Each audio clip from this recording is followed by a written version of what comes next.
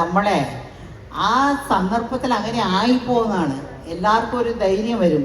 ഇപ്പം ജീവിതത്തിൽ എല്ലാം തകർന്നു പോയി നിൽക്കുമ്പോൾ എന്തെങ്കിലും കഷ്ടം വരുമ്പോൾ അത് എതിർക്കൊള്ളാനുള്ള ധൈര്യം ഓരോ സ്ത്രീക്കുണ്ട്. പക്ഷെ അവർക്ക് അറിയാം, ആനയുടെ പരമ ആനയ്ക്ക് അറിയില്ല. സ്ത്രീകൾക്ക് ആണിനേക്കാൾ 10 ഇരട്ടി ബുദ്ധിയുണ്ടെന്നാണ് എനിക്ക് തോന്നുന്നത്. കാരണം ഒരു ആണിനാണെങ്കിൽ ഓഫീസിൽ പോവാ, തിരിച്ചു വരാ, കാശുണ്ടാക്കി അവർ കൊടുക്കാം. പക്ഷെ പെണ്ണിന് അങ്ങനെയാണോ? ഇതെല്ലാം നോക്കണം. പിള്ളേരെ നോക്കണം, സ്കൂളിലേക്ക് അയക്കണം, പിള്ളേർക്കുള്ള ഡ്രസ്സുകൾ എടുക്കണം, ഭർത്താവരുടെ ചെരുപ്പ് മുതൽ എല്ലാം എടുത്തു കൊണ്ടുവന്ന് വെക്കണം. അങ്ങനെ ഓരോ സ്ത്രീരകത്തും ഭയങ്കര കലാകാരികളായിട്ടും സാമർഥ്യമായിട്ടുള്ള സ്ത്രീകളാണ് എല്ലാവരും. പക്ഷെ അവരുടെ ശക്തി അവരറിയുന്നില്ല, അവരാരാന്നുള്ളത് അവർക്ക് അറിയുന്നില്ല. പക്ഷെ ഇപ്പോഴുള്ള പെൺപിള്ളേർക്കൊക്കെ അറിയുന്നുണ്ട്. ഇപ്പോൾ ഈ ഇടയ്ക്ക് എൻ്റെ സഹോദരൻ്റെ ഏറ്റവും ഇളയ സഹോദരൻ്റെ മകന് കല്യാണം പെണ്ണിനെ നോക്കി. അവർ 4 കൊല്ലങ്ങളായിട്ട് പെണ്ണ് കണ്ടോ നോക്കിക്കൊണ്ടിരിക്കുക. പക്ഷെ പെണ്ണുകളൊക്കെ ഭയങ്കര ചൂസിയാണ്. ഇപ്പോൾ ചോദിക്കുക, അയാൾ IT-യിലാണോ ജോലി ചെയ്യുന്നത്, അയാൾക്ക് സ്വത്തുണ്ടോ, സ്വന്തം വീടുണ്ടോ, ഇതൊക്കെ ചോദിച്ച് ഇത്രയും മിടിക്ക്. പണ്ടൊക്കെ ആണെങ്കിൽ ഒരാൾ അടുത്ത വീട്ടിൽ താമസിക്കുന്ന ഒരാളാണെങ്കിൽ ചുമ്മാ 2 പ്രാവശ്യം നോക്കിയാണ് ഉടനെ അവരും കണ്ടു, ലവായി പോയി കല്യാണം കഴിഞ്ഞ് കഷ്ടപ്പെട്ട് 5-6 പിള്ളേരായി. അങ്ങനെയായിരുന്നു അന്നത്തെ കാലം. പക്ഷെ ഇപ്പോഴങ്ങനെയല്ല. പെൺപിള്ളേരൊക്കെ വളരെ വളരെ സാമർഥ്യമാണ്. ആണുങ്ങളേക്കാൾ ഒരുപാട് സാമർഥ്യശാലികളാണ്. അത് കാരണം ആണുങ്ങളാണ് ഇനി കുറച്ചും കൂടെ നന്നായി അവർ ചിന്തിക്കാനും ഒക്കെ ചെയ്യേണ്ടതെന്ന് എനിക്ക് തോന്നുന്നു കേട്ടോ. ഏത് തരം സ്ത്രീയോടാണ് സ്ത്രീ കഥാപാത്രം ചെയ്യാനായിരുന്നു താല്പര്യം? ഇത്തരം സ്ട്രോങ് വിമൻ എന്ന് പറയുന്ന സ്ത്രീയോ, അതോ എല്ലാം സർവം സഹയായിട്ടുള്ള ത്യാഗങ്ങൾ ചെയ്യുന്ന വീടിലെ സാധാരണ? അങ്ങനെയൊന്നുമില്ല. കാരണം ഇത് അഭിനയല്ലേ. ഇപ്പൊ ഞാൻ കള്ളിച്ചെല്ലം വന്ന ഒരു പടത്തിൽ ഭയങ്കര തൻ്റെടിയ ഒരു പെണ്ണായിട്ട് അഭിനയിച്ചു. നിഴലാട്ടുന്ന ഒരു പടത്തിൽ ഇങ്ങനെ ഭർത്താവിനെ പേടിച്ച് വിറച്ച് നടക്കുന്ന ഒരു പെണ്ണായിട്ട്, ഇതൊക്കെ അഭിനയമില്ലേ. ഒരു പടത്തിൽ വന്ന് സത്യൻ്റെ ഹീറോയിനായിരിക്കും, അടുത്ത പടത്തിൽ നോക്കുമ്പോൾ കാലമോടൻ്റെ ഭാര്യയായിരിക്കും. ഇത് അഭിനയത്തിനെ സംബന്ധിച്ചിടത്തോളം അങ്ങനെ ഒരു കാര്യമില്ല. ഇഷ്ടം വന്ന് നല്ല തൻ്റെടിയായിട്ടുള്ളൊരു പെണ്ണായിട്ട് അഭിനയിക്കാൻ എനിക്കിഷ്ടം. തൻ്റെടിയായിട്ട് വെച്ചാൽ എല്ലാം കറക്റ്റായിരിക്കണം. തൊണ്ടേടി എന്ന് പറഞ്ഞ് ചുമ റോട്ടിൽ പോകുമ്പോൾ ഒരാൾ നോക്കിയാൽ പോലും പാവം അവൻ എവിടെയെങ്കിലും നോക്കിയതായിരിക്കും. ഇവിടെ പോയി ഓടിപ്പോയി അടിക്കാൻ പാടില്ല. ഇതൊക്കെ അല്ലെങ്കിൽ നിങ്ങൾ പാവം, നിങ്ങൾ വേറെ എവിടെയും നോക്കുന്നതായിരിക്കും. പക്ഷെ ആ പെണ്ണ് വിചാരിക്കുക അവൾക്കൊരു ദേഷ്യം ഉണ്ട്, അല്ലെങ്കിൽ ഒരു ദേഷ്യം ഉണ്ടെങ്കിൽ മതി, അവനെ പറ്റി പോയി പോലീസിൽ പറഞ്ഞ ഉടനെ അവരെ അറസ്റ്റ് ചെയ്യും. പാവം ആണുങ്ങൾ.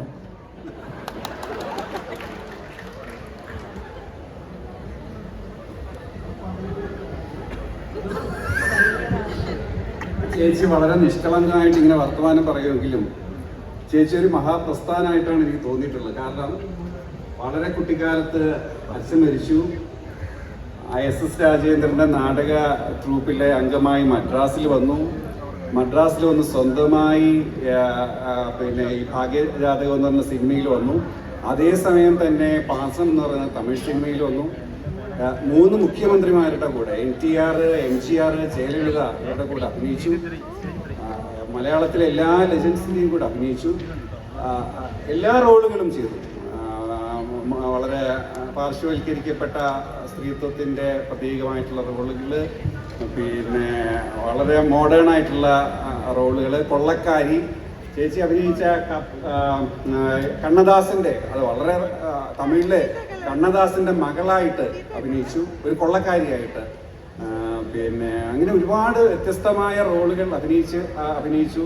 ചേച്ചി പറയുന്ന ചേച്ചിയുടെ എല്ലാ അനുജത്തിമാരെയും നല്ല രീതിയിൽ, ചേച്ചി ഈ പറഞ്ഞതുപോലെ ഒന്നുമല്ല, നല്ല സ്വർണം കൊടുത്ത് എല്ലാവരെയും വലിയ രീതിയിൽ കല്യാണം കഴിച്ചു കൊടുത്തു.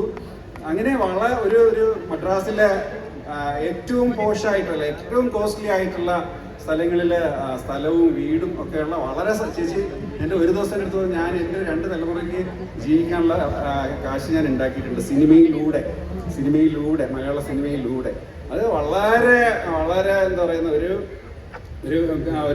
ഒരു മാനേജ്മെന്റ് വിദഗ്ധ എങ്ങനെയാണോ പൈസ കൈകാര്യം ചെയ്തത് അതുപോലെ കൃത്യമായി ഒന്നും നഷ്ടപ്പെടുത്താതെ അങ്ങനെ ചെയ്ത ഒരു വളരെ ബഹുമാനം അറിയിക്കുന്ന. ഇപ്പം ആദ്യം പറഞ്ഞതുപോലെ പൈസ കൂടുതൽ വാങ്ങിച്ചു എന്ന് പറഞ്ഞ് ചേച്ചി ഇങ്ങനെ ഒതുങ്ങിയിരിക്കുന്ന ആളൊന്നുമല്ല. ചേച്ചി അന്നത്തെ കാലത്ത് തന്നെ സത്യൻ മാഷിന് ചെയർ കിട്ടിയില്ല എന്ന് പറഞ്ഞ ചേച്ചി ചേർത്തിട്ട് സത്യമാഷ്ക്ക് ഒരു ചെയർ കൊടുക്കൂ എന്ന് പറഞ്ഞിട്ട് സത്യമാഷ് പറഞ്ഞത് അയ്യോ ഷീല അങ്ങനെയൊന്നും പറയരുത്, ഇല്ല മാഷിനൊരു ചെയർ കൊടുക്കൂ. ഷീല അന്ന് മുതൽ ഷീല ചേച്ചി ഉണ്ടാക്കിയ ഒരു ഇമേജ് സ്വന്തമായി ഉണ്ടാക്കിയെടുത്തതാണ്. മുതിർന്ന ആളുകളെയും സെറ്റിലുള്ള ആൾക്കാരെയും എല്ലാവരും ഷീല എന്നാരും പറഞ്ഞ് ഞാൻ കേട്ടിട്ടില്ല. എല്ലാവരും ഷീലാമ്മ എന്ന് മാത്രമേ പറയാറുള്ളൂ. എല്ലാവരും മുതിർന്ന ആളുകൾ എല്ലാവരും ഷീലാമ്മ എന്ന് മാത്രമേ, അവർ റെസ്പെക്റ്റ് ഉണ്ടാക്കി എടുത്തതാണ്. നമുക്ക് മനസ്സിലാക്കണം, അന്നത്തെ കാലത്ത് ഒരു നായിക അങ്ങനെ ഒരു പൊസിഷൻ നേടിയെടുക്കാൻ വേണ്ടി എത്ര കണിശമായിട്ടായിരിക്കും പ്രവർത്തിച്ചിട്ടുണ്ടാവുക എന്നുള്ളത്. അത് വളരെ ബഹുമാനം അർഹിക്കുന്ന കാര്യമാണ്. ദീദി ചോദിക്കാനുള്ള കാര്യം. അവസാനത്തെ 5 മിനിറ്റ് ഓഡിയൻസിലേക്ക് മൈക്ക് പാസ് ചെയ്യുമ്പം അതിൽ ഷീലാമ്മ മറുപടി പറയുമെന്ന് തോന്നുന്നു.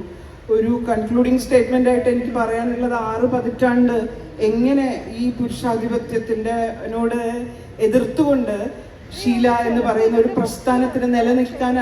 അതെൻ്റെ മകനാണ്. എൻ്റെ മകൻ ഒരാണല്ലേ. അപ്പോൾ അവരുടെ സ്വഭാവം എനിക്കറിയാം. എന്ത് പാവങ്ങളാണെന്ന് ഞാൻ വിചാരിക്കുക. അയ്യോ ഇവർക്കൊന്നും അറിയില്ല, ഇത് ഇത്രയേ ഉള്ളൂ അല്ലേ അവർക്കൊക്കെ. ഓഫീസിൽ പോവാ, കാശുണ്ടാക്കാൻ കൊണ്ടുവരാന്നല്ലാതെ അവർക്ക് ഞാൻ ചോദിക്കുമ്പോൾ എന്താടാ കറി വീട്ടിൽ, എനിക്കറിയില്ല. സ്മിതേ എന്താണ് വീട്ടിൽ എന്നൊന്നും അറിയില്ല അവർക്ക്. അതുപോലെയാണ് മിക്കവാറും ആണുങ്ങൾ. പക്ഷെ പെണ്ണുങ്ങളാവുമ്പോൾ എത്ര കാര്യങ്ങളാണ് അറിയുന്നത്. എന്നെ ഇത്രത്തോളം നല്ലതായിട്ട് നോക്കാനായിട്ട് ഞാൻ ഒരു നടി, ഇത്രയും വലിയ ഒരു സാധാരണ ഒരു നടിയായി കാരണം ദൈവം എനിക്ക് തന്ന ഭാഗ്യമായിട്ട് ഞാൻ വിചാരിക്കുന്നില്ല. എൻ്റെ ഈ പ്രായത്തിൽ എന്നെ പൊന്നുപോലെ നോക്കാനായിട്ട്, എൻ്റെ കാല് പോലെ താഴെ അമ്മ ചെരുപ്പിട്ടോ മറ്റേ ചെരുപ്പ് മാറിയില്ലേ എന്ന് ചോദിക്കാനായിട്ട് ഒരു നല്ല മകനെ ദൈവം എനിക്ക് തന്നു. എനിക്ക് അതിന് ദൈവത്തിനോട് ഞാൻ ഈ സമയത്ത് ഞാൻ നന്ദി പറയുന്നു. ചോദ്യം ഓഡിയൻസിന്റെ ഇടയിൽ 12 മിനിറ്റ് ബാക്കിയാണ്. ദീദി ദാമോദരൻ പറഞ്ഞതുപോലെ ഉള്ള ഒരു അഭിപ്രായമേ അല്ല ഷീലാമ്മയുടേത് എന്ന് ബോധ്യമാകുന്ന വാക്കുകളാണ് യഥാർത്ഥത്തിൽ ഷീലാമ്മ പറഞ്ഞത് എന്ന് എനിക്ക് തോന്നുന്നു. എനിക്കൊരു മകനുണ്ടല്ലോ, ആ മകനാണ് എൻ്റെ മുമ്പിലുള്ള ഏറ്റവും വലിയ സത്യം എന്ന് പറഞ്ഞ ആ മനസ്സാണ് പുരുഷ അധികാരത്തെ വല്ലാതെ ഭേദ്യം ചെയ്യുന്ന തരത്തില് സംസാരിക്കുന്ന ദീദി ദാമോദരനുള്ള മറുപടി എന്ന് ഞാൻ വിചാരിക്കുന്നു. തീർച്ചയായിട്ടും ഞാൻ ചോദിക്കുകയാണ്, ഒരു പുരുഷ സങ്കല്പം ഇത്രയും ആൾക്കാരെ കണ്ടതിൽ വെച്ച് ഒരു പുരുഷ സങ്കല്പം രൂപപ്പെട്ടിട്ടുണ്ടാവും. തീർച്ചയായിട്ടും അത് പുരുഷനെ മാനിക്കാനുള്ള ഒരു മഹാ മനസ്കതയായിരിക്കും ഉണ്ടായിരിക്കുക എന്നാണ് കേൾക്കുന്നത്. എന്തായിരുന്നു ഒരു പുരുഷ സങ്കല്പം? കാരണം ഞാൻ കണ്ട പുരുഷന്മാരെല്ലാവരും വളരെ നല്ല മനുഷ്യരായിരുന്നു. ഞാൻ അഭിനയിച്ച ആർട്ടിസ്റ്റ് ആവട്ടെ, ഡയറക്ടേഴ്സ് ആവട്ടെ, കഥാകൃത്താവട്ടെ, എല്ലാവരും മിക്കവാറും അന്ന് എല്ലാവരും പുരുഷന്മാരായിരുന്നു. എല്ലാവരും എന്നോട് ഭയങ്കര, എനിക്കൊരു 10-18 വയസ്സായപ്പോഴേ ഞാൻ ഷീലമ്മയായി. എല്ലാവരും എന്നെ ഷീലമ്മ എന്ന് തന്നെയാണ് വിളിച്ചുകൊണ്ടിരുന്നത്. അന്ന് മുതൽ എന്നെ എൻ്റെ മകനെ പോലെ, എൻ്റെ സഹോദരനെ പോലെ 10-22 കൊല്ലങ്ങളായിട്ട് ഞങ്ങൾ ഒരുമിച്ച് നടക്കാണ് ഈ കഥയ്ക്ക് എഴുതാൻ, ഈ ബുക്ക് എഴുതാൻ വേണ്ടി. എൻ്റെ കൂടെ എത്രയോ ദിവസങ്ങൾ ഞങ്ങൾ ഇങ്ങനെ ഇരുന്ന് സംസാരിച്ച്, എന്താ ഇങ്ങനെ എഴുതണോ, അങ്ങനെ എഴുതണോ, എങ്ങനെ എഴുതണോ എന്നൊക്കെ പറഞ്ഞ് ദിലീപിൻ്റെ കൂടെ ഞാൻ എത്രയോ ദിവസങ്ങൾ ഞാൻ ഇരുന്നു. എന്തൊരു നല്ല മനുഷ്യനാണ്. എൻ്റെ ഒരു കൂടെ പിറക്കാത്തൊരു സഹോദരനാണ് ദിലീപ്. ഇതുപോലെ എല്ലാ ആണുകളും വളരെ നല്ലവരാണ്, വളരെ നല്ലവരാണ്. അത് കാരണം പെണ്ണുകൾ ചീത്തെന്ന് പറയുന്നില്ല, പെണ്ണുകൾ മിടുക്കികളാണ്, നല്ലവരാണ്. പക്ഷെ പാവം ആണുങ്ങളെ തഴയരുതെന്ന് മാത്രമേ ഞാൻ പറഞ്ഞിട്ടുള്ളൂ. എല്ലാ കോമിക്കിനും അതിൽ കൂടെ ഈ ഭർത്താവ് നോക്കി ഒരു മണ്ടനെ പോലെ ഇരിക്കും. ഭാര്യ വന്ന് ഇതെടുക്കുന്നൊക്കെ പറയുന്ന പോലെ ഇട്ടപ്പോഴുള്ള കോമിക്കുകളെല്ലാം ഈ ഭർത്താക്കന്മാരെ മണ്ടന്മാരായിട്ടാണ് കാണിച്ചിരിക്കുന്നത്. ആണുങ്ങളെ മണ്ടന്മാരായിട്ടാണ് കാണിച്ചിരിക്കുന്നത്, ഇപ്പോഴും കാണിച്ചുകൊണ്ടിരിക്കുന്നത് അല്ലേ. ഏത് സീരിയലാവട്ടെ, ഏത് കോമഡി സീരിയലാവട്ടെ, എല്ലാത്തിലും അങ്ങനെയാണ് കാണിക്കുന്നത്. അതിൻ്റെ അർത്ഥം എന്താ എനിക്ക് മനസ്സിലാവുന്നില്ല. അത് ദീപ്തി ഒന്ന് പറ, അതിനുള്ള അർത്ഥം എന്താ? എന്തിനാ മണ്ടായി എല്ലാം കൂടി കാണും. ഈ കടപ്പുറത്ത് നിങ്ങൾ ഈ പാട്ട് പാടുന്നുണ്ടല്ലോ, എനിക്ക് മനസ്സിന് ഭയങ്കരമായ ടച്ചിങ് ആയിരുന്നു. പാത്രത്തിൻ്റെ കൊച്ചു മുതലാളി എന്തായിന്ന് എനിക്കറിയില്ല. മരിച്ചുവല്ലേ പടത്തിൽ, അങ്ങനെ മരിച്ചു. പോട്ടെ, മരിച്ചു പോയി. എൻ്റെ ചോദ്യം ഇതാണ്. ഞാൻ ഈ അടുത്തിടയ്ക്ക് ചെറിയ പഴയ അഭിമുഖങ്ങളൊക്കെ കണ്ടപ്പോൾ അതിനകത്ത് ഒരു കമൻസ് വന്നു. അപ്പോൾ ഷീലാമ്മ പറഞ്ഞു ഇങ്ങനെ സ്ത്രീകള് ഒന്ന് കറക്റ്റായിട്ട് കേൾക്കുന്നില്ല. ഇല്ല. കുറച്ച് തല്ലി വെച്ചിട്ടുണ്ട്. സ്ത്രീ- മുന്നോട്ട് വരൂ, ആ, മുന്നോട്ട് വരൂ, മുന്നോട്ട് സഖാക്കളെ മുന്നോട്ട് വാ. നമസ്കാരം. ശീലാമ പറഞ്ഞതിന് സ്ത്രീകളൊക്കെ വളരെ സഹവർത്തിത്തോടു കൂടിയാണ്, അതിനോട് അടുത്ത രീതിയിലാണ് കഴിഞ്ഞത്. അപ്പോൾ ഞാൻ ഈ അടുത്തിടയ്ക്ക് ഒരു അഭിമുഖം ഏതോ ഒരു വാർത്തയിൽ ഞാനിങ്ങനെ കണ്ടതാണ്. ഷീലാമ്മയുടെ ഒപ്പം തന്നെ ജൂനിയറായിട്ടുണ്ടായിരുന്ന ജയഭാരതി, അക്കാലത്ത് ജയഭാരതി ഒപ്പം തന്നെ കുറേ അധികം റോളുകൾ ഒരുപാട് പ്രാധാന്യത്തോടുകൂടി അഭിനയിച്ചിട്ടുണ്ട്. അപ്പോൾ അവിടെ ഷീലയും ജയഭാരതിയും ഒരേ ടാക്സിയിൽ യാത്ര ചെയ്ത് ഷൂട്ടിംഗ് സ്ഥലത്തേക്ക് പോകില്ല എന്ന് പറഞ്ഞൊരു കമന്റ് വന്നു. ഷീലയും ജയഭാരതി ഒരുമിച്ച് ഷൂട്ടിംഗ് സ്ഥലത്തേക്ക് പോകില്ല ഒരു ടാക്സിയിൽ. ഓക്കെ അടുത്ത ആളിന് ചേച്ചി.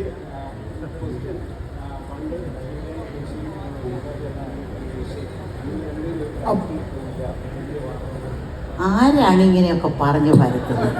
എനിക്ക് മനസ്സിലായി. എൻ്റെ ഏറ്റവും അടുത്തൊരു കൂട്ടുകാരിയാണ് ജയഭാരതി. ഇന്നും ഞങ്ങൾ എപ്പോഴും കൂടെ സംസാരിക്കും.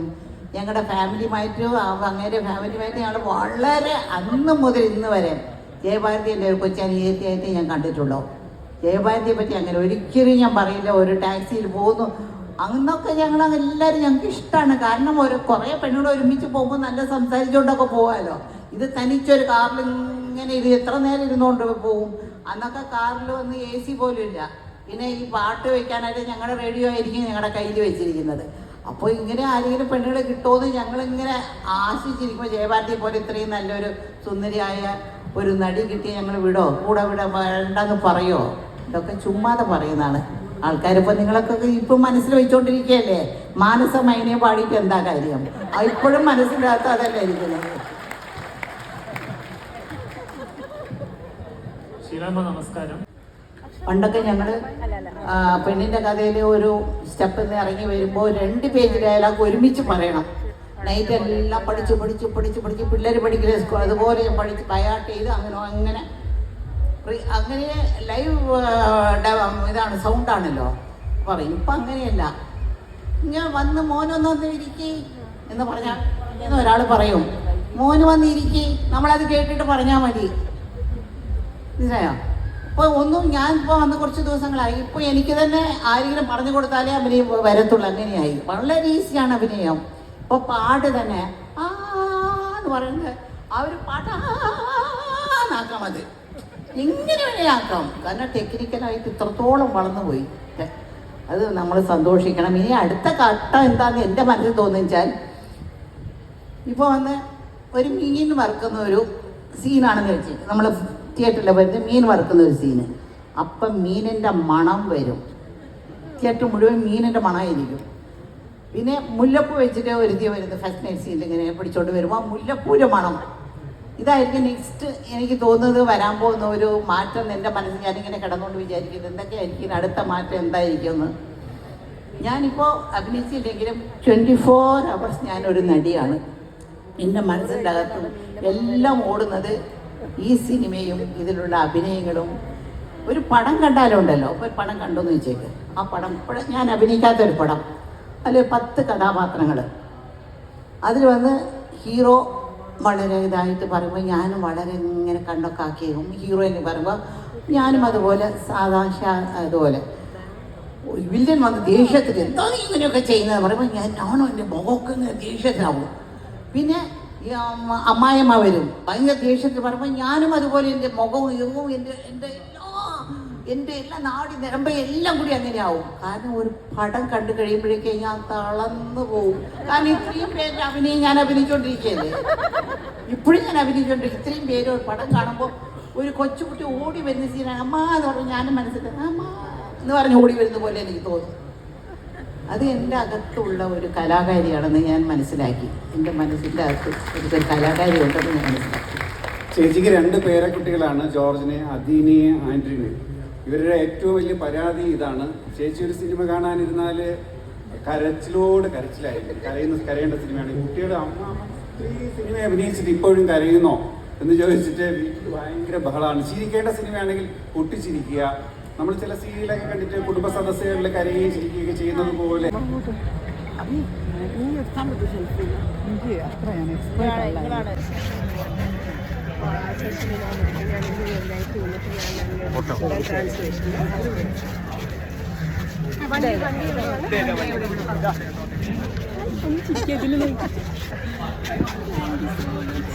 ഓക്കെ